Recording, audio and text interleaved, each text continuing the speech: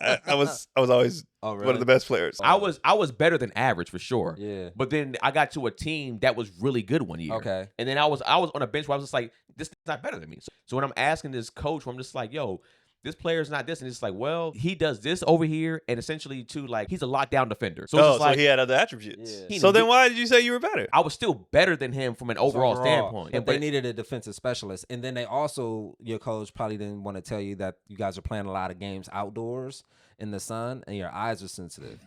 They weren't sensitive. So he didn't want to put that on you. He was using my advantage, to be honest with you. Like, your eyes are so beautiful. Can you imagine these? Can you imagine they come down court and being like, wow, Keenan just steal the ball? Look up, you want the ball? But that was like for like one time. I wasn't necessarily always a superstar on my team, but I was always one of the better players on my team. And nigga was hating on you, bro. At the end of the day. That's everybody used to say that. Remember that? Coach hating on me. Coach hating on me. Coach hating on me, bro. Just don't want me. You know what I mean? I would have went. Niggas don't be having no accountability. I would have went here. I would have went to the league, but coach is hating on me. Nigga, you didn't have grades. Teacher hating on me, bro. Hating on me.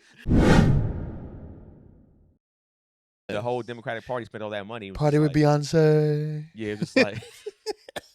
That nigga's so funny. Hey, Trump funny, dog. He's an idiot, but he's so funny, bro. I hate him, but he's so funny. Hey, man. Wait, are we recording this whole time? We Welcome back. Yeah, I'm Keon Foley. Gary Anderson. Keenan Baker, man. Back with Wildly Inappropriate. Just 3 comics up here, you know. 3 men. 3 men. 3 men.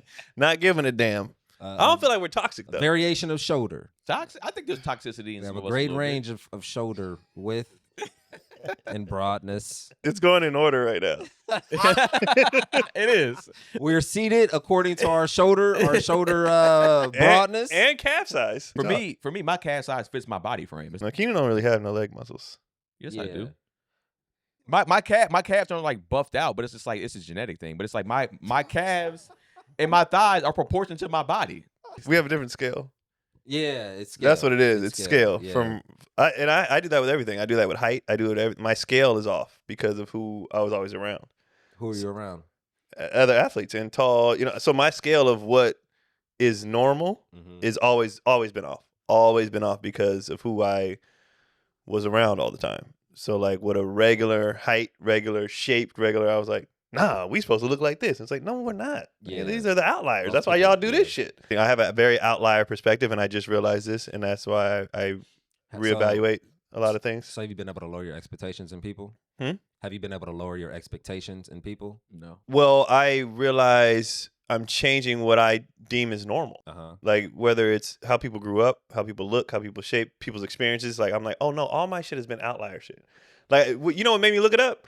Somebody when Kev was posting his he was benching 225. And he was like, no, I'm strong, bro. I just, I ain't in shape, whatever. And in my mind, I was like, why is 225 always the go-to? Because that's what y'all lift when you do the combines, like blah, blah.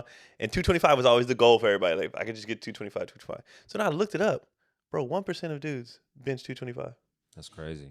You thought that was normal, right? That's standard for everybody on your team. I mean, I knew 225 wasn't nothing like to play with, but I did also figure like anybody could kind of get under there and like push that up. 1%.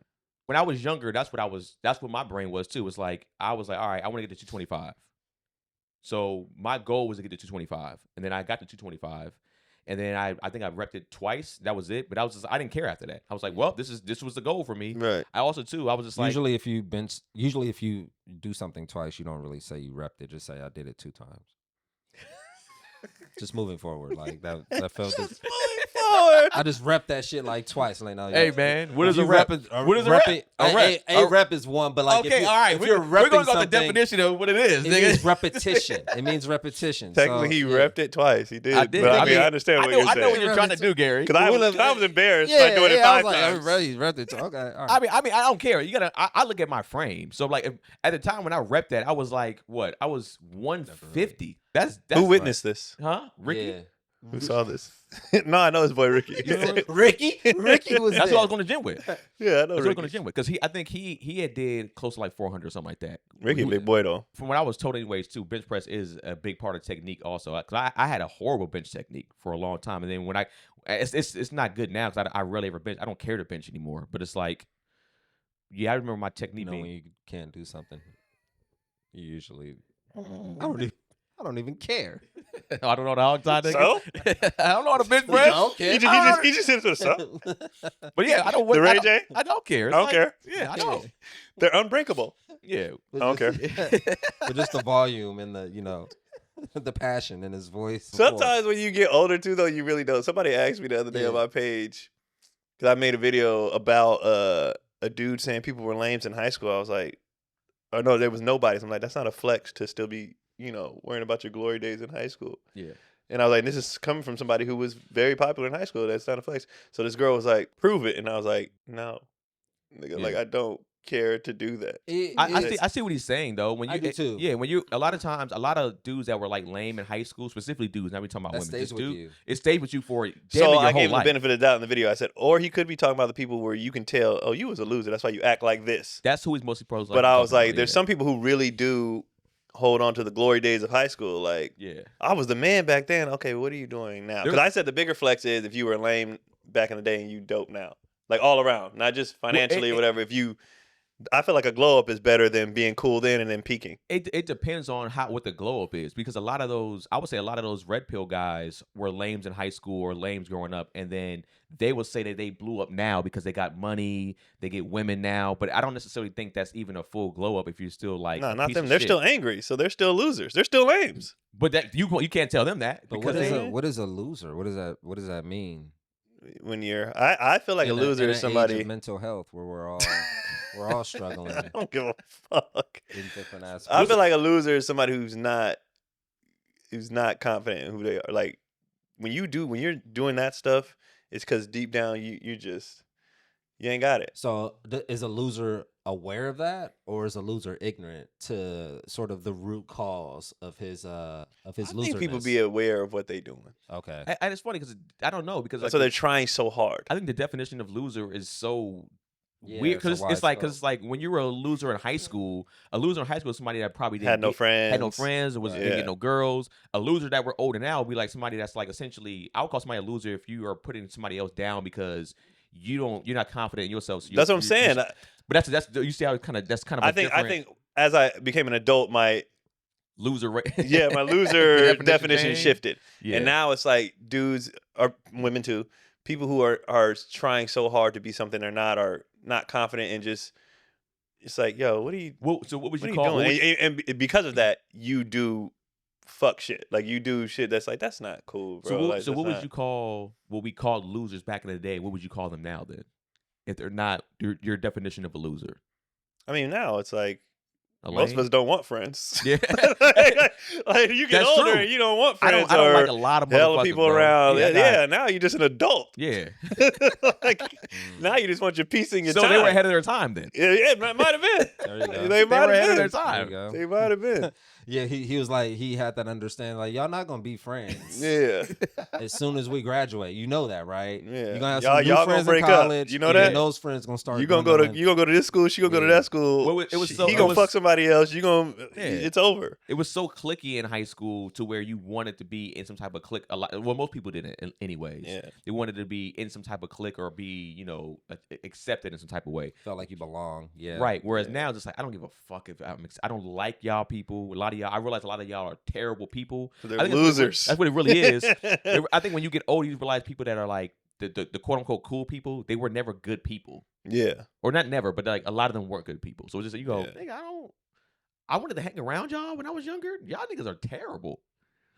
So. But Yeah, even but the see not good people, so a lot of that be just internal insecurity. Right. It For just sure. be. I agree. But everything has a reason, which is why I even just struggle with the whole concept of it, because everybody has a story. Yeah. If you really sat down with everybody. everybody has a Everybody. story. You can kind of uncover the root cause of like why they are the way that they are. So I try to be more like, okay, I see you are this way, and this is probably why. Well, I still like.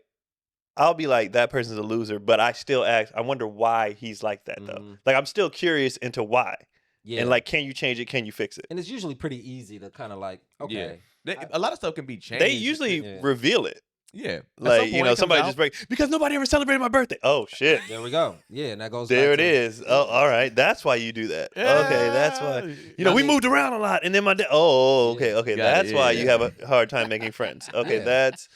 I'll never have another. I'll never have another birthday party. And having a birthday party for my son, I was like, I was so anxious about it because when I was 5, my mother threw me a party, and we was living in the projects, and a bunch of the kids who used to like bully me around the neighborhood, and a bunch of kids that I didn't like or get along with, like the whole hood was at my party, and my mom thought it was like the greatest. Like, oh, everybody came, right. and she even like reflected on it when we had a conversation not too long ago, and she was like, "You remember that party?" I was like, and everybody was there. This person was there. That person was there. We ate this food, and my dad was there. It was like, and I was like, yeah, that was like the worst birthday I ever had in my life. Yeah, it was like and I was like, I think you even whooped my ass, like, cause I had an attitude. I was pouting. I was mad because I hate these people. I don't like none of these people. Yeah. So since then, like, I don't even celebrate my birthday, and I think it was because of that. Do you? And I had anxiety throwing my son a party. It's like, fuck, I don't know how it's gonna, how it's gonna, how it's gonna be, what's gonna happen. It's okay. Yeah, but it's. And we're turning 40 this year. No, you already did. I was gonna say too. One, you're more. I mean, I think you'll be more cognizant than your mom in that case, where it's just like, all right, if your son.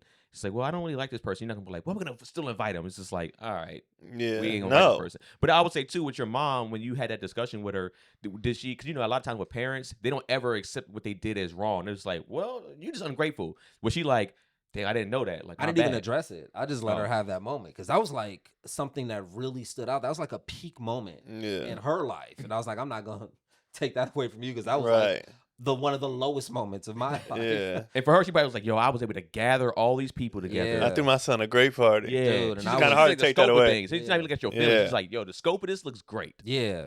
Yeah. In a utilitarian sense, like, yeah, it was a success. Yeah. More people had fun than not, but I was not having to not be one of those people who enjoyed it. But that shit was crazy. When did you figure that out? I knew it early on. I was like, I never want to have another birthday party ever again. Ever. And I never did. But even when you got older, you didn't realize, you didn't say to yourself, okay, that was that. I was 5. I mean, I should have, but then it had already run its course. I had already developed the mindset that I'm not gonna make a big deal out of my birthday. So since then, like, I just never did. I never did. It's crazy. That's interesting. Yeah. I mean, I felt like I had good birthdays, and then, I think there was a point in time where I think I got. Which is why I'm a loser now. When my dad had married this particular woman, and she just started to control everything, and then like if I did one bad thing, like I get like nothing happened. So I was just like, and then birthday started to kind of just go down to me. I was just like, yo, this is a lot. Then I started to realize I don't like a lot of motherfuckers. So it was just like, then it got expensive. It was like I don't even want to. Yeah, when you start paying for them birthdays, it get different. That's what it was. It never felt like a celebration of me. If I had to like plan everything, right. Like, it's my birthday. I just want to wake up and have shit happen. Yes, like, I don't want to have to plan every single detail of my own birthday. Like, that's loser shit to me. Yeah. And I'm not a loser. So I'm not. No, it just felt weird, like planning your own birthday. Yeah, I mean, I just had a birthday, and it was just like all I did was we got massages and we went to go eat, and that's it. That was I was fine with that. I don't like that either. To me, what you I don't like 2 people getting massages on my birthday. It's my birthday. And you know what's funny? I want to win, and I want everybody else to suffer. Hey, that's fair though. Not the suffer part. But the thing, you went on a date, nigga. You didn't have a birthday party, bro. Like, you didn't have a birthday party. You had a date. You had a date, nigga. Date night on your birthday, bro. Yeah. She got over. She got over. She won. You went on a date. We got massages on your birthday. Yeah, and we went to dinner. Like, you didn't celebrate your birthday, bro. The date you part, got finessed. One could argue. But here's, I guess, why I wouldn't be mad at that one is because we kind of did something similar for her birthday this year too. We got couples massages again, and that's kind of like our thing. We do couples massages, and then we eat dinner, and then sometimes if we, if we're in a space financially, we'll go the extra mile, right? Like I got our concert tickets before, but a lot of times we so happens that around her birthday we have the extra finances to go the extra mile to do better. To do better shit. To do better than on my birthday. Gotta keep it basic. But no, we gotta go to massage and Y'all just going on dates, bro. No, the massage thing is usually like a tradition what we do on our birthdays. I like it. But I would say too, a lot of times when it comes to our birthday, because I think one year I couldn't even afford to get all my friends out. So it was just like, and I also felt bad about like not being able to get everybody to come. So it's just like, that's another thing too. It's like birthdays cost hella bread, and then it's one of those things like, all right, I like my wife. I actually like my wife. So I'm like, I'm cool with just kicking in with her on my birthday and doing things with her on my birthday. If we can do something, I wanted to do Top Golf. I think last year, and I was just like, bro, I looked at the prices for Top Golf, and I was just like, I don't want my wife spending all this money right now on paying for everybody to come in and play Top Golf for like $200 and $300 something for everybody. This is fucking insane. Yeah. You Now, if I would have had, you didn't care, huh? You didn't care about her money. You just knew it would somehow come back on you. That's what it really is. I don't want her to spend all this money because when she run out of money, Keenan, and then in a sense you just paid for it. That's what happens. Are you losing Nigga. Top Golf? Nigga, He's like, this is really my money. That's the thing, right? And right, especially so sweet. I don't want her. Yeah. You know what would be dope? What if she like took on a second job just like months prior to your birthday just to like save up? She's just like, no, I'm just saving money for your birthday. You never knew about it. Yeah, it's like, no, this is just all, and like, yeah, it just came all And to she's fruition like, I got all on this your bread. birthday, and it's just like this big spectacle. I would be so. That's what I would do for you, Keenan, if we were together. This nigga. I would be so uncomfortable. And he cries. Nobody ever did this with me. No, I would be so uncomfortably happy, but uncomfortable. Like, especially if she got like a bunch of people there. Because even like, I mean, Keon was there at Bonfire Stories. I didn't know they were gonna bring me up a cake at the show. So they brought me. Oh, you wasn't there. I had to leave. You left already. So they had brought up a cake. They sang happy birthday. The whole crowd sang happy birthday. I say got a cake. I think I don't know if he coordinated with. I think him and Janelle coordinated a little bit. Was it your favorite cake? You know what's funny? I didn't really get a piece of cake like that. Everybody else ate the shit. You be See, getting that's what I'm finessed on talking your about. birthday, Yeah, bro. finesse. Talking about. But even when they came up there and did the whole celebration for me, it felt like uncomfortable. I was just kind of like, because like I've kind of made my birthday more of a private thing. Yeah, That's fair. So it's like when it's super public like that, it makes me feel a little weird. I don't know. Mhm. Some people like that. So a lot of women, they love that. But I said next year for my 40th, I'm probably gonna celebrate like a bad bitch for the whole month.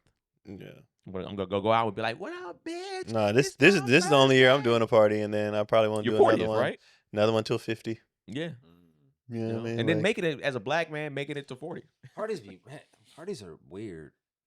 I mean, I get it. I get him like that. I get it, but like, it's a whole thing. And then like, parties like it's a build up into like the crescendo of the party. Yeah. Like, where it's like, okay, now this is the party. Now it's happening. Yeah, And then like, you know what I mean? Like, it's really only trying to build up to that one like 45-minute sort of stretch of just like it being hella fun and everybody just like vibing. Also, too, sometimes when you do birthday shit, or you have somebody else is planning your birthday, sometimes it might not be something that you wanted to do. Like, it's like somebody goes out there and you're just like, this is cool, but like I didn't want to do this. So that's the risk, yeah. Like I think one year, I forgot who had it, but it was like he did like axe throwing, and I was just like, but he wanted to. I think he told the girl, "I want to do this." Mhm. And I was like, "Oh, this is pretty cool." I thought about it, I was like, "This is cool." And that's when I was like thinking of Top Golf that year, and the money that she was gonna have to spend. Our money. But I also feel like once we're in a better financial space, I'm not going to care if she does spend more money. If we did go to Top Golf, because it's like, all right, she makes so much money without me. Like her spending $1,000 for this doesn't even hit her at all. Right. And So it is fun. Yeah, because I still never been Top Golf. It's fun. Yeah.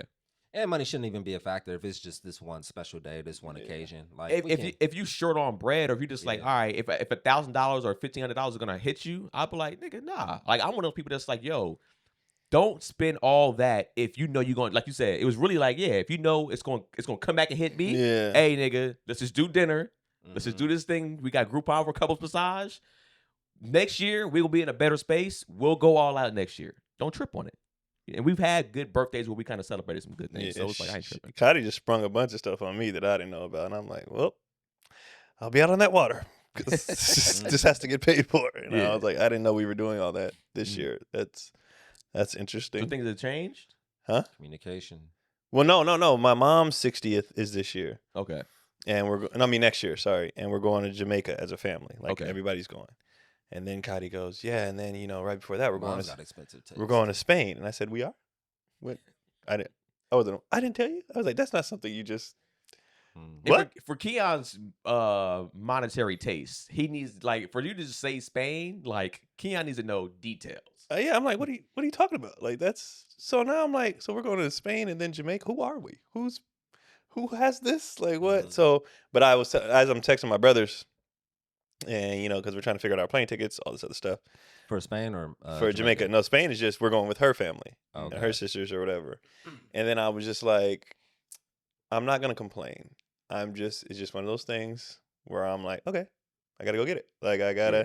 But luckily, because I have that as a backup, I told her and the kids, 2025, you're not gonna see me as much because I gotta go get this money. But I'm getting it for this, and this, and then Keelan was like, all right, see you later. Yeah. Like blah blah. And then he just had his birthday. He got a bunch of crap. Yeah. But Keelan, man, he is a good kid. Like when we go places, I could tell. Other parents always want their kids to be friends with him because they be like, man, you got a good kid. Like he's a good, even, so his birthday was. Glasses too. Glasses, you know what I mean? But his birthday was just Sunday. And so, all his gifts been coming in from Amazon. He made an Amazon wish list, sent it out. People got him with stuff. But he called everybody who gave him something, told him thank you, blah, blah. And then the other day, he's picking out what jersey. Well, I told him, I was like, hit him up. And he's picking out which jersey he wants because he got a Max Crosby, 2 Jordan jerseys, a LeBron jersey, like all this stuff. I'm like, you're getting a Christmas on your birthday, new bike, like all this stuff. Yeah. And the other day, because I want to make sure they're, appreciative, humble, and they don't just expect this stuff and they realize they're very blessed or whatever. Mm-hmm. And so he's picking his clothes out for school and he's just like, he's so happy. Yeah. And he goes, man, I'm just so lucky. And I was like, what do you mean by that? He's like, I'm just lucky, man. Like people get me stuff and I ask for it and they just get it and I'm just lucky. Like, I was like, yeah, all right, good. And he understands that. Yeah, like, no, this ain't normal. He was like, man, I'm so happy. And then I guess he told Cody the other day, right before he was going to bed, because her mom was leaving, going back to the Bay. Because my mom and her mom came for this weekend. So he didn't know my mom was coming to the game, so he was all hype about that. And then how'd he play? 2 goals and an assist. Oh, shit. Bro was balling. Nice. Yeah. And so I was like, all right, Gary, we need asshole, bro. that's no. Gary wanted to know, like, did he shit the bed? No. Did he pull up for the people? Yeah, he pulled up. He balled out, and then then we went to Universal, all this stuff, and then so he was like, he told Cody, he was like, I hope Grandma's all right. Grandma and Nana, like they're really like. I have my grandparents and I talked to Grandpa today, so I'm like they feel like, oh, I got that, and he's like, and he told Cody, who's he around? Who's giving him this perspective? He's always been an empathetic, just super, and so then he goes, it's like the nigga watched Pursuit of Happiness like 20 times. Because I was gonna ask you, do you feel like it's a credit to y'all the way y'all parent? It's him. It's not because Kendrick don't be like that. It's him. And he goes, I'm so happy that you and Dad are my parents. You guys are so funny, and you're so nice, and you're so cool, and like I would hate if anything else to happen to you guys because I love you guys as parents, which makes us feel good. He was like, you guys are just great. Right. He was like, my life is just great. Like nigga's just happy, and like for me, I'm like, that's all you want. Right. That's all you want for them to just be happy and they they say you doing a good job. Sounds blah gay blah. To me. But you know what it is. And then he's at a point where, when we went to Universal.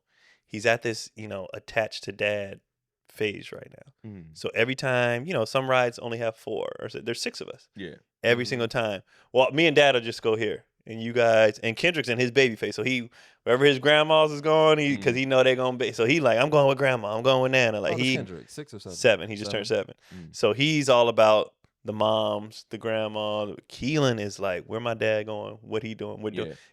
I'm watching the game. He comes sit. What's the score? Blah blah. Know the stats. Like everything I do, he's like, I want to be around him and be. Dad, you coaching? What time we got practice? You want to go out in the backyard? Can you come? He's always. And I'm like, Cody noticed it too, and we were like, oh, he's in his. Dad is the greatest nigga to ever live. My hero phase. Yeah, yes. And he's like, where you going? I'm going. What we doing? Sometimes, they got different. They got games different at the same time, and sometimes we got to leave a little early to go to one or whatever. I'll ride with Dad, and Kendrick can go to. Only time he asks for Cotty is because she be working a lot. She been gone like this year. She been gone a lot. Yeah. So the other day they both had games at the same time. I said, "Who do you want to come to your game?" He was like, "Well, I see you all the time, so I'll have mom come to mine, and you can go to Kendrick's because you always come to me." Like, I don't know if he was trying to be fair or whatever, and he was just like, reasoning. "So, mom can just come to my game, And I was like, "All right, that's fine, You hear a lot of parents say how ungrateful children are, and how a lot of parents do all this stuff. Essentially, like a lot of children don't understand that you're providing all this for them, Yeah. even though that's your job. Right. It's still like it's hard, and it's just like when a child like that goes like, "Thank you for essentially giving me all this and making my life easier," because I know it could probably be harder than this. As a parent, like you said, you go, "Man, this child understands, or at least someone understands and appreciates what we're doing." Whereas that you have an ungrateful child, it's just like, yo, like they're not appreciating that you have a house or garage, you can go outside and practice, that you're in all these sports, that they get all any of these items for their birthdays and they have all their parents, they have their grandparents and their parents and all that stuff like that. So it's like I can see why it feels well. I see why some people don't want children. It's like that was my thing. I was like, man, if I have a child and this little motherfucker ungrateful, how am I going to react to this? You know what I'm saying? It's just like it's interesting. How was your dad when you were that age? Sports stuff. That was kind of the center of your. That was our bond. that was our bond. Okay. With my brothers, his bonds was whatever they liked. Yeah. You want to read, you want to do poetry, go to Okay, this. so he was adapting. He was active. Yeah. I was the easiest for him because I liked the stuff he liked. Mm-hmm. So we could watch a game. Yeah. Little girls walking around. So who you talking? I was just easy for him to just, this is what I like too. So great. Let's do all that stuff. So every year for my birthday we went to a Raider game. Whenever he had an extra ticket, it's something you trying to go to, because he knew Keith didn't want to go. Yeah. Kyron was too little. So every time he had an extra ticket to any sporting event or whatever, you trying to roll, and then that's why I take him to stuff now. The first time we ever sat, we weren't on the floor, but my boy had tickets to a Warriors Celtics game behind the backboard, and I called my dad. I was like, "You trying to go to the game?" Like, hell yeah, you know what I mean? Like, and so I took him to his first Yankee game. My brothers took him. We paid for the trip and all that. So it's like, because that's the stuff he used to do, for me. So I'm just like, all right, well here, let's. How do you end up a Yankees fan? When he was a kid, I think he liked the opposite of everything my uncle liked.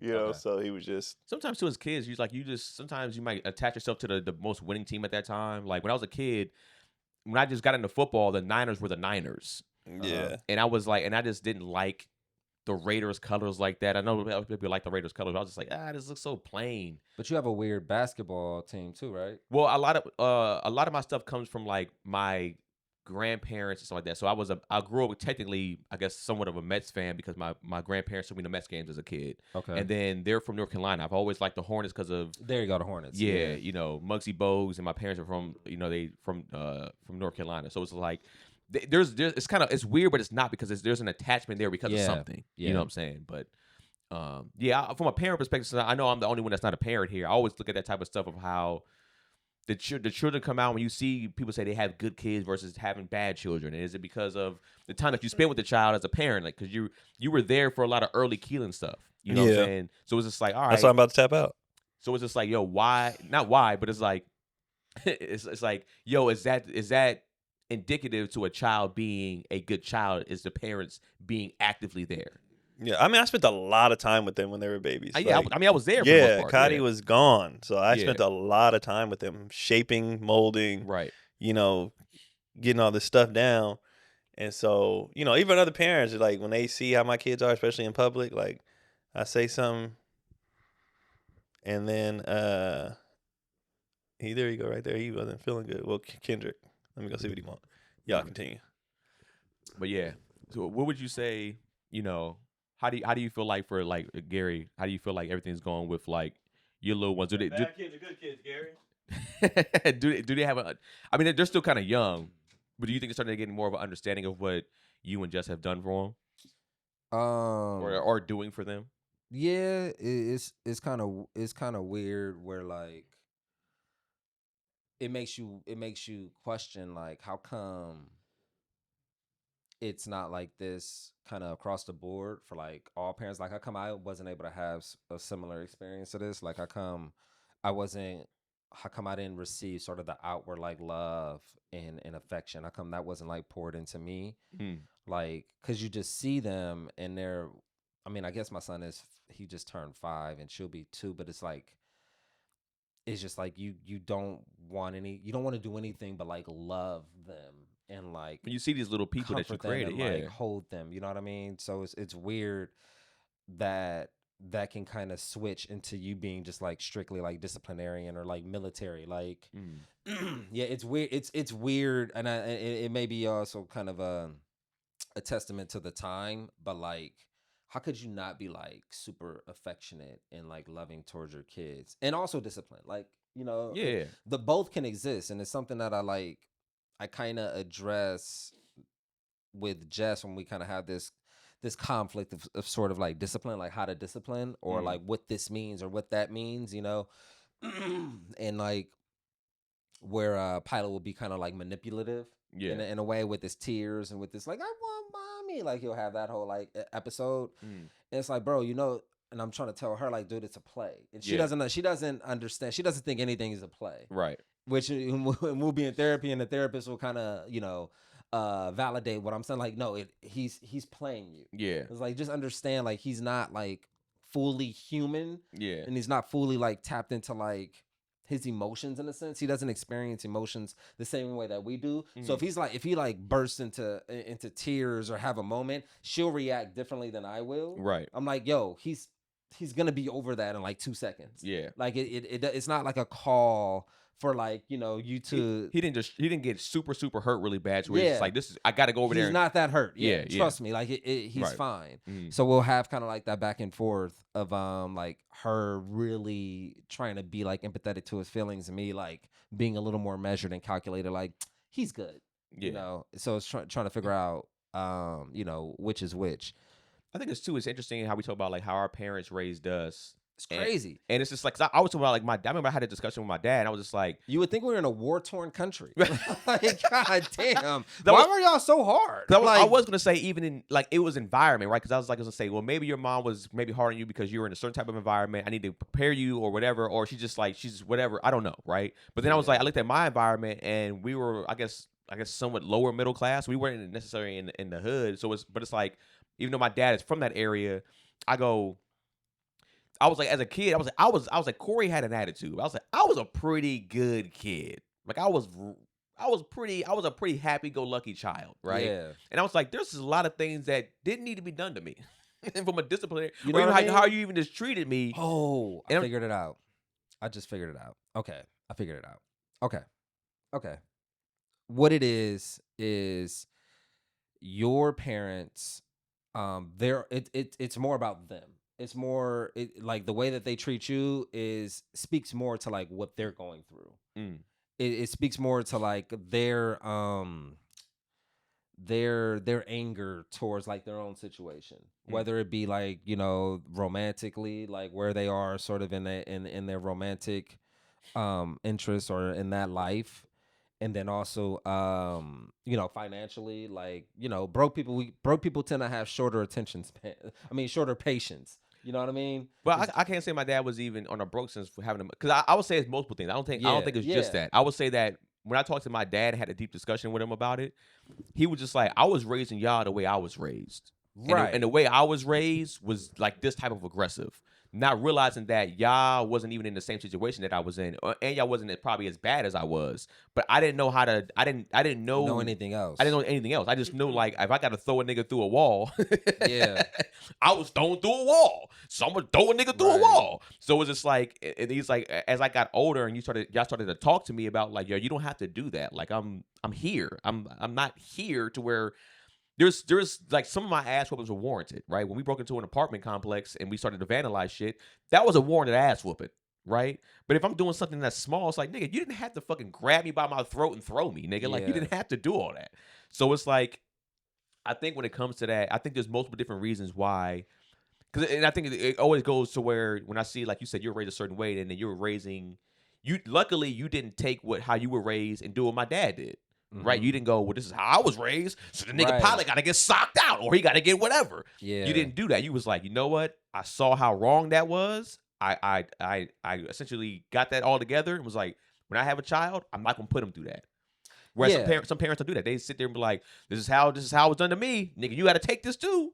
You talked about the parent teacher conference? No, okay. We're talking about just seeing like how our kids are being, how we're trying to raise our kids versus how we were raised and how I was raised and how he was raised. Yeah. I was like, damn, you would think we were like in a war-torn country. Like, why the fuck were y'all so like disciplinarian, like very just like hard and harsh and just like unapproachable? Like when you see our kids and like how specifically like how affectionate I am towards like my kids, and I don't see that wavering. Like I don't see there ever being a time where I'm just like not this person. And mind you, like I do tap into my mother's energy when it's appropriate, right? But I use it strategically. It's very calculated. It's very measured. Yeah. I'm not just like on it. Is that like it's like there's a time for it. But even then, there's even moments of levity. Like okay, I'll go to the teacher stuff, but just even like not feeling comfortable like in a parent uniform and not realizing that I am a parent and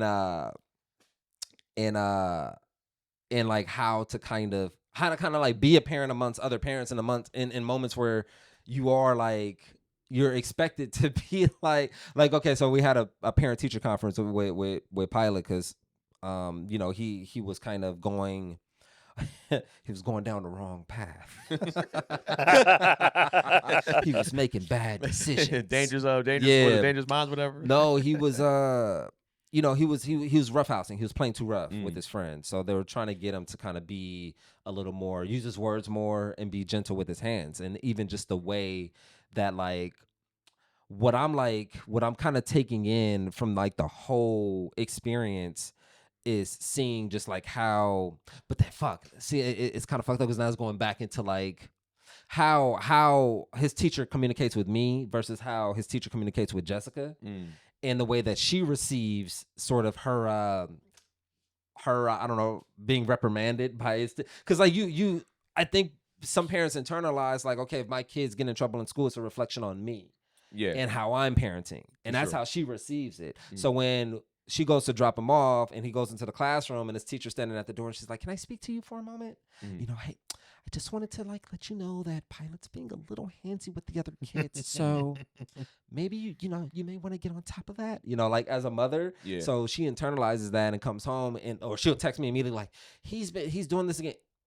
Naturally, I have to have the whole conversation of like, because she thinks immediately like, oh, it's because you guys wrestle at home. So now he's wrestling at school. And I'm like, yeah, but he's also a kid. So he's also going to like test his boundaries and he also wants to test his strength amongst other kids. So I think it's a whole just like developmental thing. But I also have to like tap in. I have to like go in and defend myself. Like, no, it's not because we wrestle. Like I'm going to fucking wrestle with my son. Like that's going to happen. That's pretty standard. Like, that's happening. Pretty standard. But she'll be like, well, then it really affects her having to go up there and have that conversation with this teacher. Like whenever she drops him off, whenever he had a bad day, not a bad day, but like whenever he, wouldn't keep his hands to himself. So she'll tell Jess like what happened. Like he did this to this girl. And it'd just be like, whenever something would happen and she's just kind of she's at home crying and shit, just kind of having a moment like, I'm so worried. I don't want him to develop that reputation of just being that. So then I would drop him off. And I'll have a conversation with him like, yeah, we're going to have a good day today, et cetera, et cetera. And then he'll usually have a great day. He'll usually have a good stretch of like a couple days where he's great. One time I dropped him off recently and I told his teacher, like, yeah, I had to talk with him and, things should be, a little better. And she's like, yeah, I just wanted to like, just let you know kind of what happened yesterday. And she always makes sure to let me know, like, it's totally normal for a kid his age. I understand. It's totally normal. And so I'm like, how come? Are you not telling this to her? Because anytime you have a conversation with her, she comes home and she just like drenched in tears. She just out of sorts. Like she thinks it's the end of the world. Like, are we having the same conversation? Do you know what I mean? Do you think that? I know. Is a teacher white, and do you think that there's like a white woman battle sometimes where it's just like? Well, I mean, it might even be for any race, right? No, I'm saying I understand. We're just like she might be feeling like you're talking to me this way, and I know how this kind of is because I know he has a black father. Yeah. So I wasn't even going there with energy. Energy. We're really happy you're here. We're really happy that you're present. And I'm glad that he stayed. Yeah. You know, because I know they like to run away. Yeah. You know, But I also say in the sense of like that's how because white women are very passive aggressive towards each other. Yeah. So they're reading into things. Yeah. So they can read it as that also. So and I'm taking everything on the surface. But Right.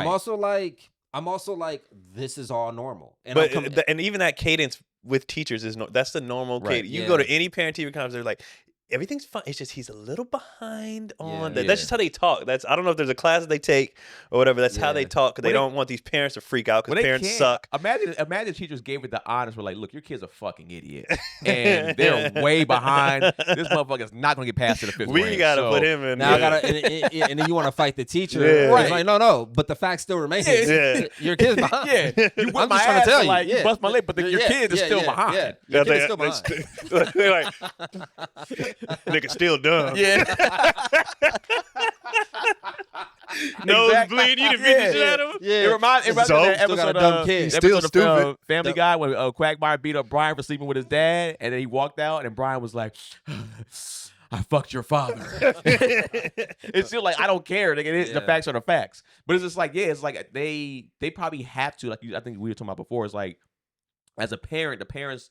They take news of their child very sensitive. I feel like I don't know.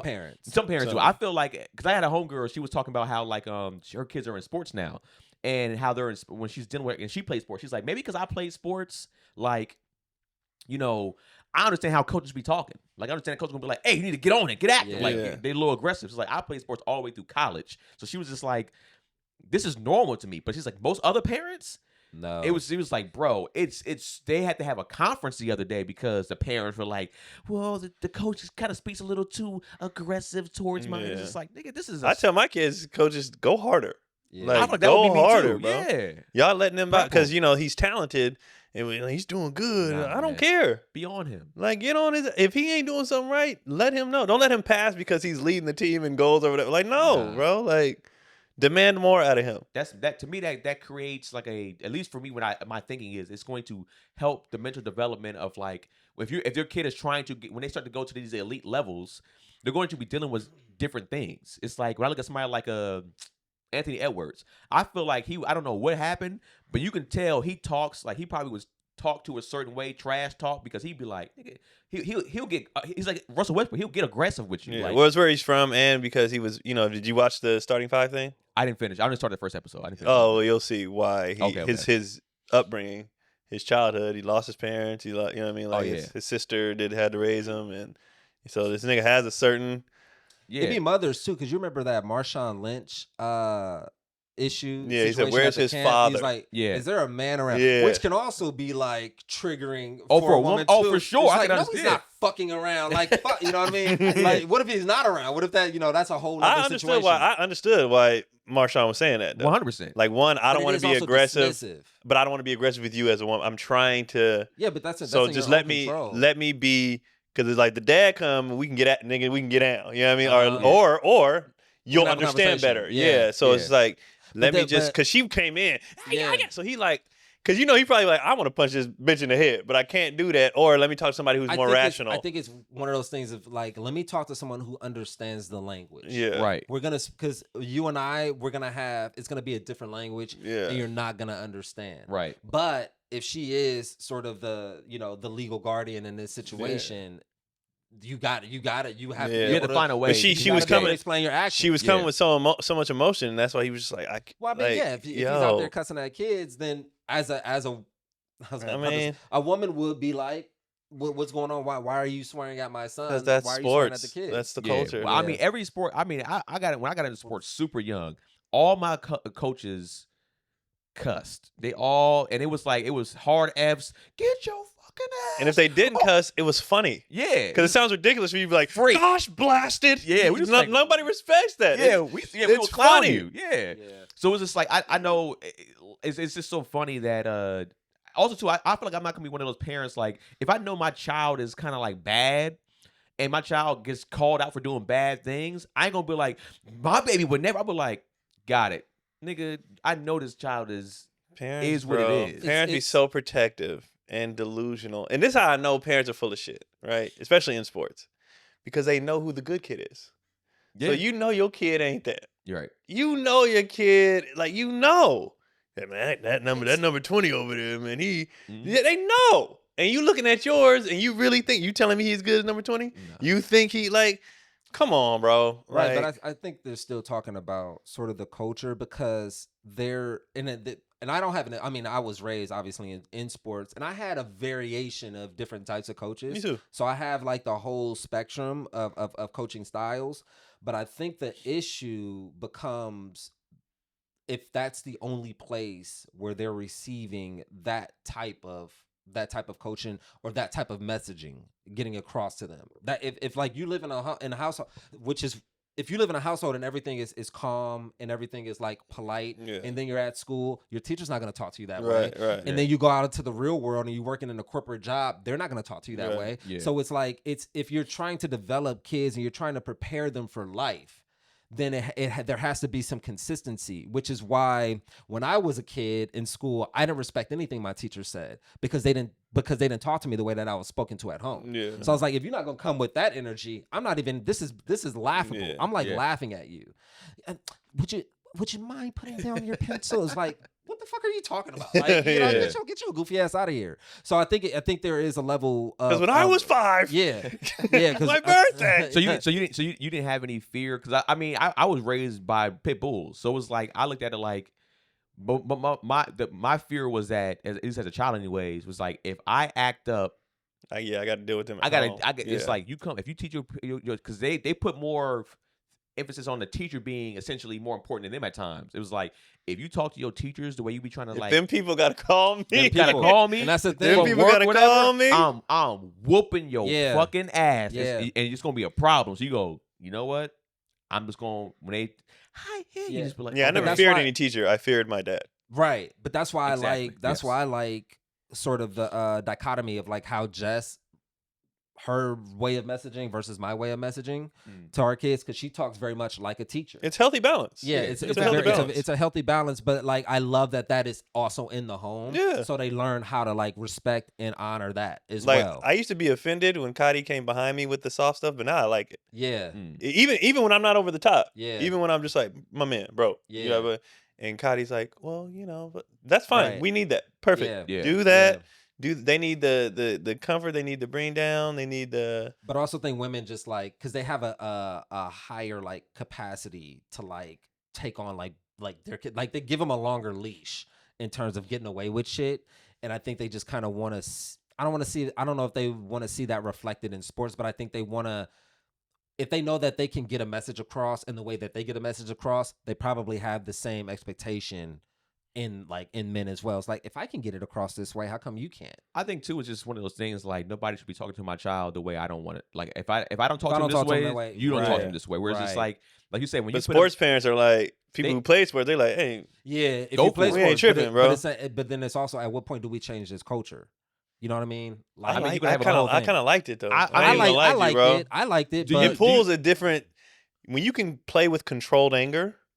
It pulls a different animal out of you. Like I'm pissed, but I'm gonna take all this rage and put it here. Yeah, and it's like you need that for sports. You need that for. I don't think it's cool at the youth level. I think once you get to college, then you can start because college is a whole. I think it depends, but I was like, I want to know how good are these teams that are getting soft spoken to versus the team. Well, but I do agree that some of these coaches, like these kids are 8. Relax, bro. Like the coaches are doing it for ego. For nigga, I didn't win 3 championships. And nigga, they're 8. Yeah. And you know, 99% of these kids are not going pro. Right. They're not. So relax, bro. What are you doing? You know, like that's when I'd be like, all right, bro, you're taking this way. Or when the parents start fighting and all, that's what ridiculous. Are you doing? Yeah. Like, what are you doing? They're kids. When I coached youth football, you know, and I'm in the hood, like I'm back in the hood coaching the kids, and I've coached white kids too. I'll coach white teams as well, and just being in the hood and like having my cousins coaching and stuff and calling them like little niggas and all this blah blah blah. Like and it's like I get it, but I'm able to get my message across the way that I'm getting my message across without that. And I know that that's how they're spoken to at home, and, and that's how sort of a bridge that connects you to them. But it's like, at what point? Because I've played for coaches who were like much older, and they had so much like prestige and respect that they didn't have to do all of that. They didn't have to come down to like the street level to communicate with the kids. So, you know, it can be done. Oh yeah. Like I'm fine with a little. And I guess that's the challenge. Some get mad though just at the raising of the voice though. Like let's say they're not using any language. You got to do better. Don't yell at my kid. It's like man. Yeah, that's like come on, bro. Yeah. Like especially if you're messing up consistently and on certain things. And sports is loud. Yeah. In general.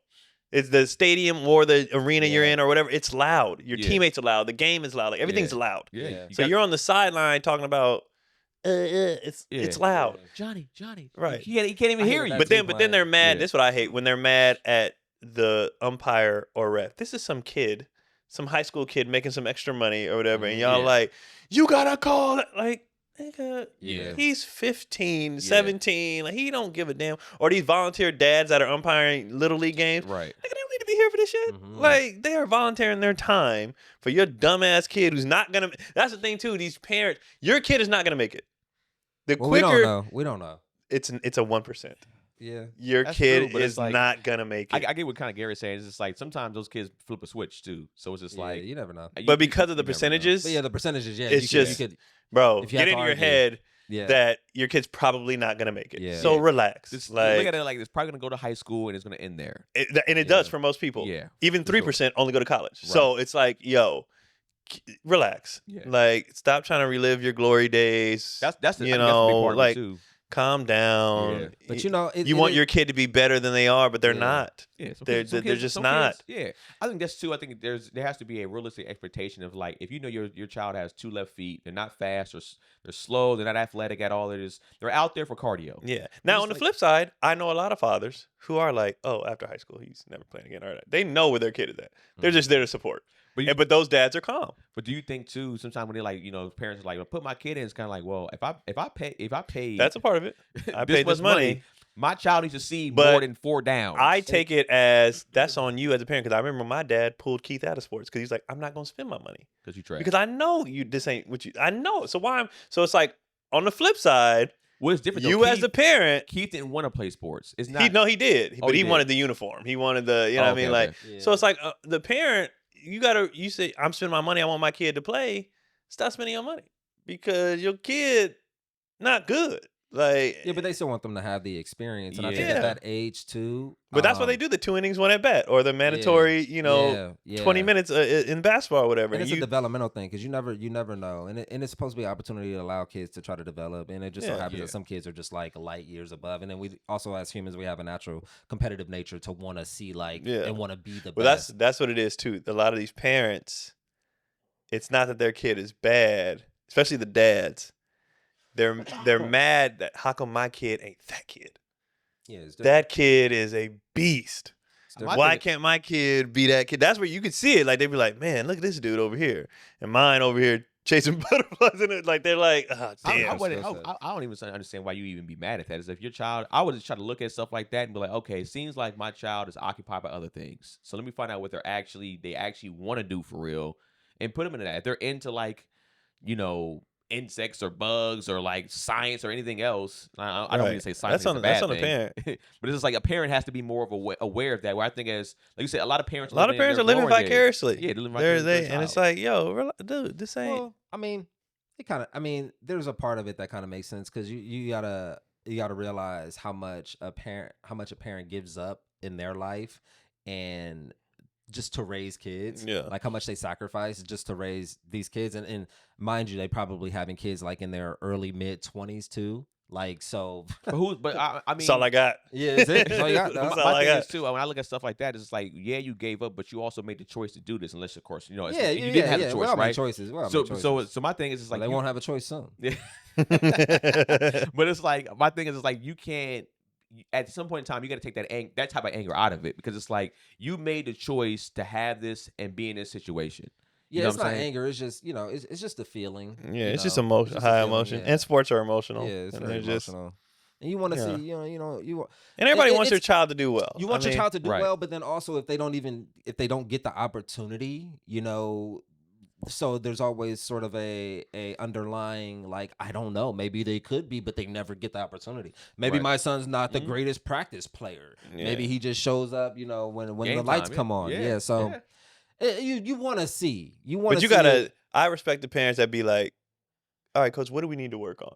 Yeah. You know what? Because you hear that story all the time. Where Yeah. like, I didn't play my whole year, so me and my dad that summer, blah blah, and then the next year, it's like, so a lot of people. I remember in youth football, like I was the starting quarterback. I beat out this other kid. I was better than him, and I remember overhearing him talking to the mom, and she's like, my son was supposed to be the starter, and he was like, well, I had another kid that beat him out. He's doing the whole teacher, well, the other kid. It's normal for kids this age for the Yeah. black ones to be better than the white ones. So we're just gonna black one? And I think we're gonna we were- run him. He might be out by week 6 because they tend to get injured, but then he'll have opportunity to get on his Brock Purdy, and we'll see what happens. But And I until remember that now- whole conversation, man. And she was just really like, my kid should be playing, but everybody's like, he's better. That's Yeah. just Yeah. that's life, And she couldn't.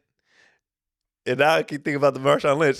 He probably was like, "Where's his father? Yeah, dog. Where is there a man I around? need to speak to someone who can understand a Like, language. Because this isn't what, but and I understand that on his side too. This isn't like what he does. He's not a youth football coach, so he's not like wired to be able to know how to like communicate. I don't work with with kids. parents on that. Like, I don't know how to work with kids. Yeah, I don't know how to talk. I'm to beast kids. mode. I run over people coming to me. Yeah, I Y'all run coming over into my world. 250-pound men for a living. But That's then what also I do. people are like coming to his camp. They're coming into his world. Right. So it's like it's not like I'm reaching out for the like y'all coming to my shit. Yeah. So y'all gonna get it accordingly because of who I am. Yeah, because of who I am. And everything that- I've gotten in my life is from being 100% me. Yeah. Right. From my commercials, my endorsement deals, the way I Yeah. play football, everything is just Yeah. being authentic. So I'm not going to change now. I'm not a Yeah. youth coach. There probably needs right? to be also a whatever a thing up there that just says, look, this is the way my camp is ran. Right. And if you don't there like should be it, an advisory. pull your child. We ain't changing Yeah. that. Yep. You know what I'm saying? So it's like That's appropriate. There's gonna be some swearing. Yeah. Yada yada. But also too, I know at least for us growing up, I don't know. I'm guessing y'all were probably the same. It's like what you talked about was like when you said something about how like the parents asked like, what do I need to do to work? As children, when we were young, we were asking those questions. Like I knew like, yo, coach, like why am I ain't playing that much? I mean, at the end of the day, Keenan, you got to work on this shit. Da, da, da, da, da. All right, cool. So I remember one year I was just like, nigga, I'm going to work on my jumper. And I worked on my jumper for like that whole year. And my jumper got super wet. So it was just like, all right, now everything starts to change. It's, I think, too, I think some of the children, like you said, they're probably just doing it because their friends are in it too. Like from a sports perspective. Oh, yeah, of course. And It's just something to do. And there's something, but there's some kids out there that's like, no, I want to hoop. Or I want to play football. Like I want to. There was kids that we knew growing up that like football was like I want to be a football player. Yeah. So they're working on a whole bunch of different things at a super young age. Whereas some kids are just. I don't think that's on the kid. At that time. I'm not saying it's on the kid. I'm saying Okay, because most kids ain't gonna ask, "What do I need to do?" No, what I'm saying is like, that that's what separates certain kids. like, what age were you when you asked that? Shoot, I probably was like 10 years old. Yeah, most kids ain't asking. They just feel like they should be playing. What do I need to do? And if you offer me, if you could work with me one-on-one, they're not doing that. I got these porn DVDs that I can give you for compensation. That's why I for said your it's on the time. parent to ask, what are you seeing that I'm not seeing, or what are you? Because sometimes parents be blind too. But then it's also all the kids are developing. So yeah, I could tell you to work on this, this, and this. But then the next year, all the other kids worked on that, and that. Some and didn't now they're though. Still, and then some outworked. So you know what I mean? change. You know what I mean? So and then one kid just sprouted. Like so, it's right. It's genetic. all- But I don't think. I think it's better to ask that and just be like, "Well, my kid ain't playing." Well, you can see that this kid is faster. This kid is, when I coach, I always came off very standoffish to parents. So I never really got addressed with a lot of. I'll see how it goes this year. I'll see how. But I when I sent out the email, I was like, "Here's my background." So just let it, because a lot of times the parent thinks they know more than the coach too, which in volunteer sports that is very possible a lot of the time. But y'all ain't out here. Yeah, exactly. You didn't volunteer your time, so shut the fuck up. You know what I'm saying? Or just work with your kid. Yeah. I've never once, and Keelan's 4 years in now to sports, I've never addressed a coach about anything. What I can see. Yeah. All right, bro, we need to work on this. This is where you're I see your flaws before anybody else. Do So you talk to him about that? But like, hey, this is what you need to get stronger at. I asked him first, how do you think you did? After every game, how do you think you did? And there were times where he'd be like, I think I did pretty good. I'd be like, do you? He has an objective assessment of his own performance. Now. Okay. Before, no. He was like, that Okay. was good. I was like, what was it? Oh shit. Like, what? Let me know why you think that was good. Well, I Yeah. did this and this and this, and then I'll break down. You know what? And he'd be like, oh, like he thought that was good enough. You know, now it's not like so. His last soccer game, he almost had a hat trick. He had the assists and all that, but they put him at goalie in the fourth quarter because they were up. You know what I mean? And his asthma was acting up. So second half. Well, actually, they play quarters. They play quarters. Soccer, I think, yeah. So he was in the fourth. They put him in, in goalie because his asthma, or whatever. So he gives up one goal. He comes off. That was my fault. I was being lazy. You know, I put my foot out instead of trying. He was like, "That's on me." I didn't have to say nothing.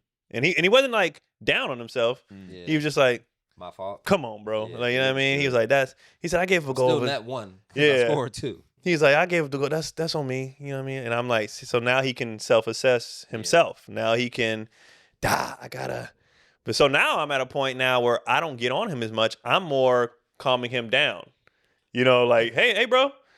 So you missed it. Like, let it go. On to the next play. Now I'm more encouraging because he's already kicking his own ass because he's aware now. Yeah, he understands. So now the game he scored 2. He had, before he scored the 2, about 3 shots on goal. One goalie made an excellent play. The other he missed over the top. The other he missed to the right. And he's like, oh. And I'm like, they gonna fall? You know, hey, you gonna get it. And then the very next one, I was like, I told you, bro, you gonna get it. Like, relax, you gonna get it. And then he scored another one. I'm like, it's coming. You know, like just. Wait, were you saying that? Are you on the sideline like barking it out? No, it's not very loud. You know, they score, they come to the side, get some water. I'm like, it's coming, bro. It's coming. You know. Are you in the stands? Well, in the soccer thing, we bring our chairs and, we all sitting out there. And they can hear, they can hear us. Like hovering over the sideline. Now walking, pacing back and forth. Sunflower seeds. I'm mostly, recording. So I don't really want to be loud because I don't want to be loud on the thing. So when he comes off, unless it's encouraging, I don't like being loud. But I'll make, blah, blah. But he's older now. He's so much more mature. And so it's just interesting watching him start to become like, essentially a teenager and then a man. You know what I mean? It's I'm watching it. So our dynamic has changed. And then, we have our first day of practice today and I'm actually coaching his team, like the head coach. So wait, what sport? Basketball. Okay. So he's like, all right, we got practice today, He likes to stay after. He likes to, all right, I gotta fix it. And he can also laugh about things now. Like he'll miss a shot. He'll be like, ooh, I gotta get my shots up. He's maturing more. And then Kendrick is still everything. He's anger. Everything is you got it. Yes. Like all right, bro. But I see him doing better now too. Like they were playing one yesterday, and of course, Keelan's killing him. But Keelan was only playing defense. He was like, I'm not gonna even try to score. I just want you. So it was forcing Kendrick to work on moves. He was like, I'm so short. I was like, yeah. So now you got to learn how to play like that.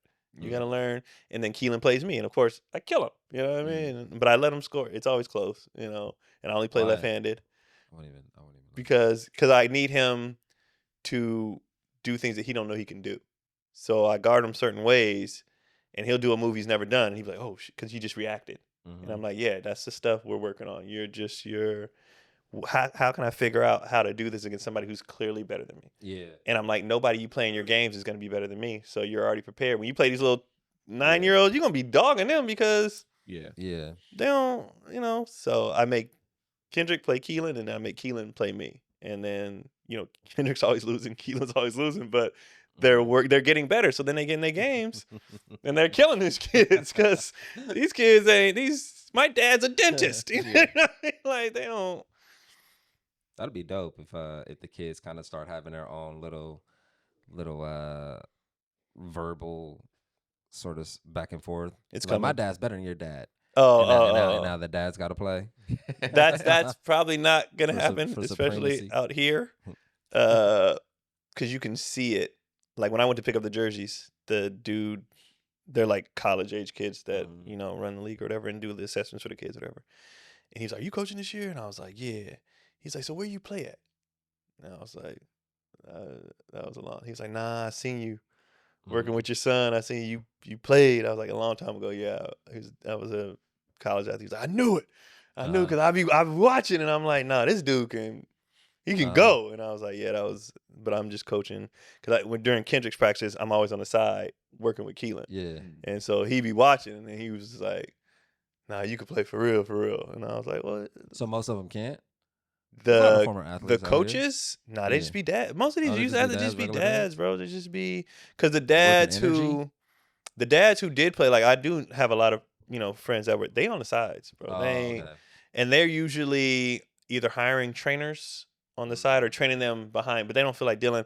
I don't think they can deal with the kids. Okay. Because even for me, I'd be like, God, they suck. Yeah, I think when you played, it's very hard to now come back. That's why I give props to like Drew and like I see Spice coaching his kids, but that's high school though.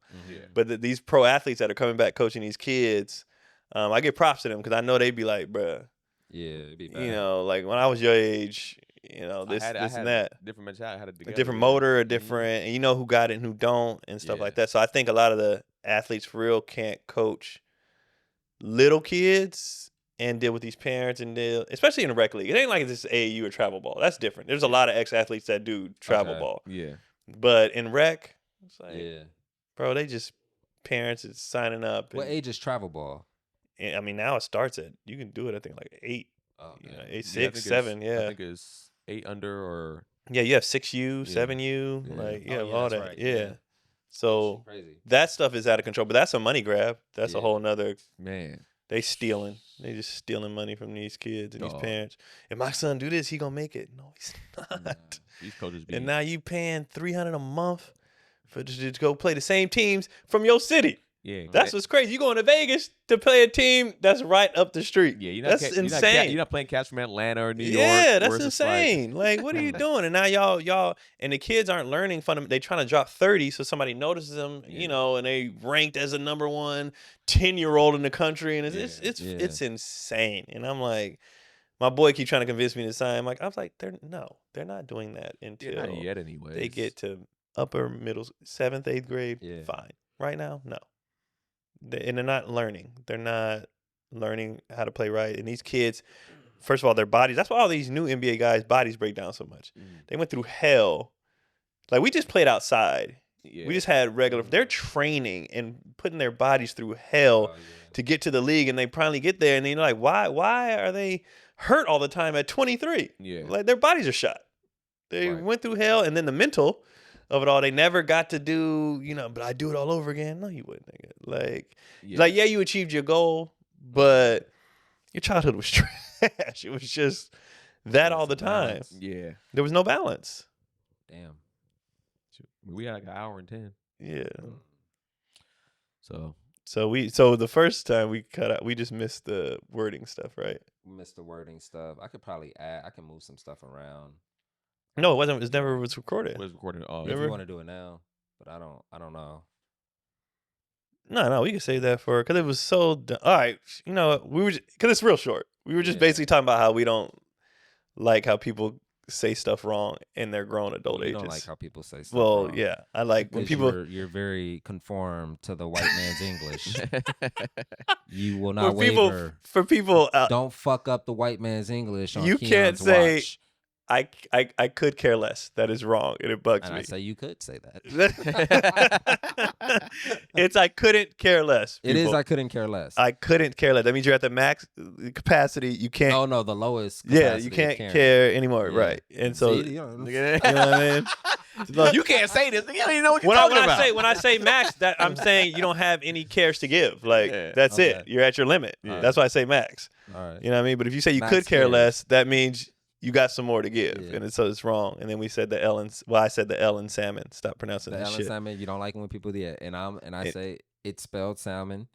But so say but just like Colonel. What if they change it? What if they just change it to sound? It's salmon now, guys. And you said you struggle. Niggas with in the hood would throw a party. They'd be like, yes. Let me get the salmon. We knew he was right. Smarty arty nigga. So we knew he was right.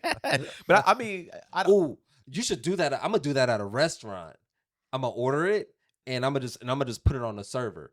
I'm gonna be in a suit, in a suit and tie. I'm gonna be looking like real professional, and I'm gonna order the salmon, and I'm gonna just put it on them. I'm just putting on the surface if they correct it. I think that what they're gonna do is be like, okay, so the salmon. No. Yeah. Not the salmon. The salmon. Here's the thing. Well, Some people are when it comes. if to you say that, that would be hilarious because then Yeah. they're gonna be like, well, actually, it's fine. It's perfectly normal with, especially with you people. It's so normal, but it's actually that you don't pronounce it. It's like Yeah. But I have 2 masters, and you're working at Red Robin, so it's salmon. Go get your manager. Escalate. Just escalate up to corporate.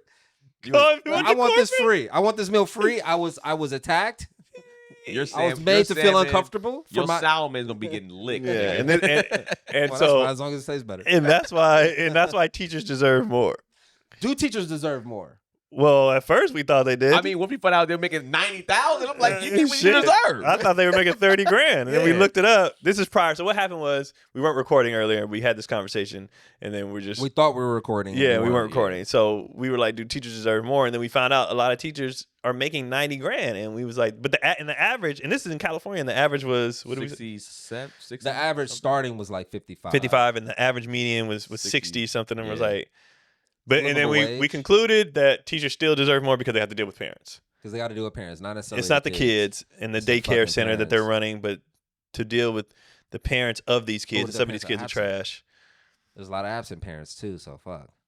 And well, then now you got to deal with the kid with the absent parent. So it's like, the wrath of and that. I think Yeah. too, to add to that, I think the school just needs, if the school had, like you always hear about, not parents, but teachers having to buy different school supplies to get different things for the classrooms. It's just like, I think if also these schools had the funding to get everything that the teachers actually need for these children too, I think maybe we wouldn't also hear about the complaint of the salary as much either. Because it's like you said, it was like, yo, if I got to buy all the pens and pencils and the Yeah. papers and the stuff for my classrooms, and it's just like, and that's coming out of my salary, yeah, you need to pay me more now because it's like And it's coming out of my money. teachers deserve more because you know what the government puts money towards.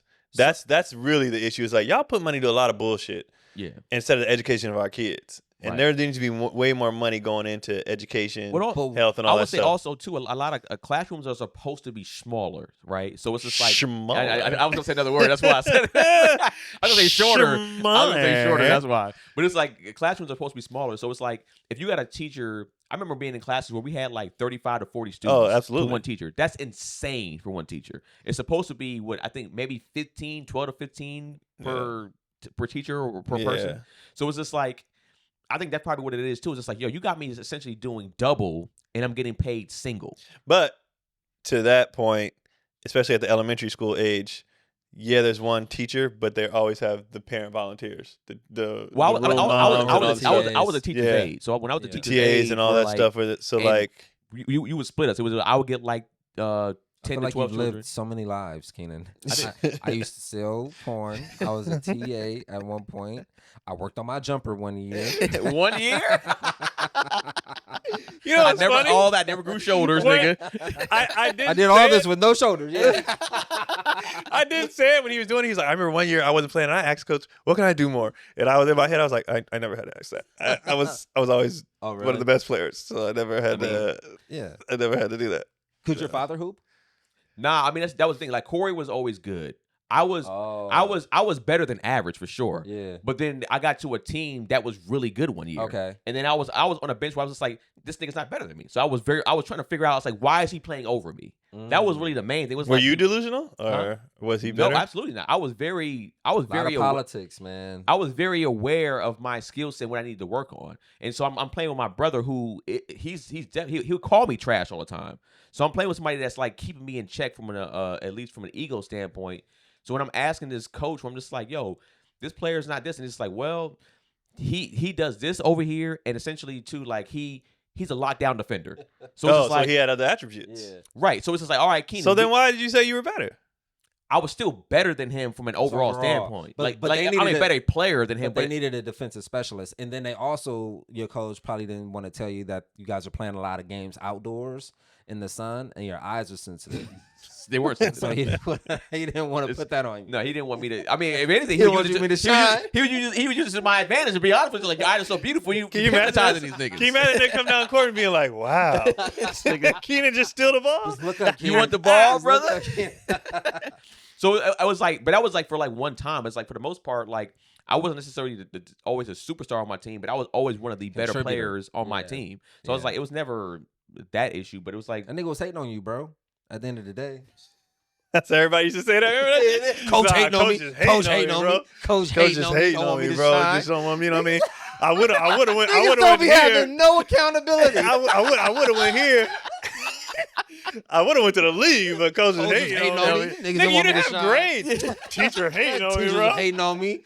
Like, nigga. But those dudes. Man. But I had those friends. We had those friends where it's just like they said stuff like that. We'd be like, nigga, it's because of this, or nigga, you not the nicest you say you are. Hating on me. You hating on me. Nah, Coach Stormberg, whatever. I was just like, bro, you tripping, bro. That's crazy. Like do you have to learn accountability? Like, do you have to learn that? I think you have to have. Yes, how do you gather that? I think it's development. Yeah, because the reason why I had it because my dad was my number one critic. Right. That was my number one hater, yeah. nigga. So like, I had to. That's why when I'm talking to Keelan, like, what do you think you did? Right. I don't let him slide on. I think I did pretty good. No, you didn't. Right. Like you didn't. And like every time, especially with Kendrick, man. Every time he does something, it wasn't my fault. Yes, it was. Yeah. Yeah. His first thing was like, I didn't do it. I said, well, who picked it up then? Right. Well, no. Who picked it up? Well, I think but I think I'm doing all the characters. So I got to do all the characters. Yeah. So he's like, oh no. I think teaching children critical thinking at a young age is probably a part of it too. It's just like, yo, like you said, it's like one of those things like, what do you think you can improve in? What do you think you messed up at? And can you get better? Where I think a lot of parents coddle their children. It's like, no, he my baby's always right, or blah blah blah blah. And that coach is hating on me is valid sometimes. It is valid sometimes. There are coaches who are weird, who have vendettas against 17, 15-year-olds. You know what I mean? Like, that's usually attitude based. It's usually sometimes it's a game. I had my because your attitude has to. If you have an attitude, your play has to be that incredible. Where to compensate. But sometimes they be mad over dumb shit. I had my senior year. My coach was mad. We went to LA for Christmas, which we do every year. Mm-hmm. I missed a tournament. We lost games. He felt like we would have won if I was there. He was so mad. He held on to that all year, but he had to play me because I was the best player. But he had a personal because you missed the tournament for good reason, or you just... we told him before the year started we're not gonna be here for this. You know, we just not. And the rule was you miss a practice, you miss a game. So the practice I was missing was the tournament game, so it didn't matter. It cancels out. He tried to bench me for half the season.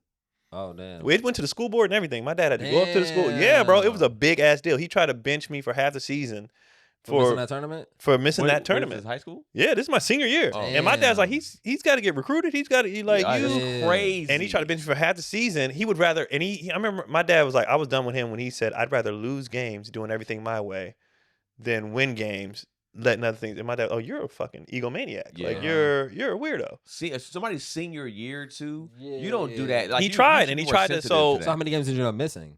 I was only supposed to be one, and we opened up with Pitt and Antioch too. No, hold on. No, because you're supposed. He tried to bench you half the season. The regular season. So you ended up missing one game. I ended up missing three because the school. We went to the whole thing, and they were like, they got it down all to one game. And I guess my dad told me, my mom was like, 3 is fair. And nigga, he said, I was like, I'm leaving. Regular season too, you crazy? He said, that's the only time in my life where I went there with your mom. Like, as far as when men are talking, you don't he said, I snapped. Damn. Because they had it down. Because my dad don't take, he was he was getting it down to 0. He was like, no, nigga, we not. He was writing letters to it went to school superintendent. Like, my dad was not fucking around. Yeah. And when my mom agreed to the 3, he said he held it in that office, and they got in the car, and he went off. Because like I said, we opened. Well, at least he held it. Yeah, we opened with Pitt and Antioch. I can't hold it at all. We opened with the rivals. What are you doing? And then he tried to get the kid my spot. You know what I mean? The kid that was starting, he was like, well, you got to earn your spot back. Well, I took it back immediately. I was like, no, he's not better than me. What are you doing? Well, thanks, guys. So appreciate you guys. We'll see y'all on the next episode. Peace. All right, y'all.